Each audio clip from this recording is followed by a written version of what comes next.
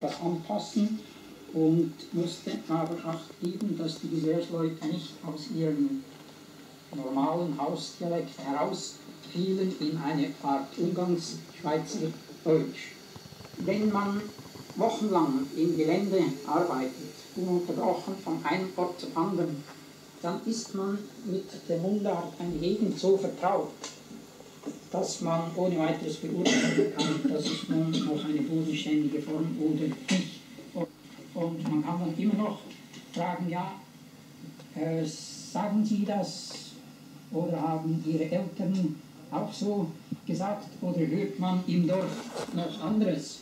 Mit solchen Suggestionsfragen haben wir sehr oft noch einen älteren Wortschatz herausholen können, der den Leuten nicht mehr ohne weiteres bewusst waren, also den sogenannten passiven Wortschatz, den sie noch gekannt haben.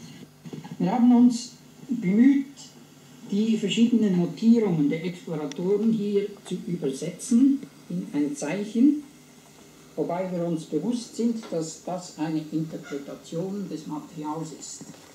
Überall dort, wo wir nicht so ein ganz gutes Gewissen haben, ob das Zeichen wirklich stimme oder ob das Spontanmaterial anders sei, bilden wir ein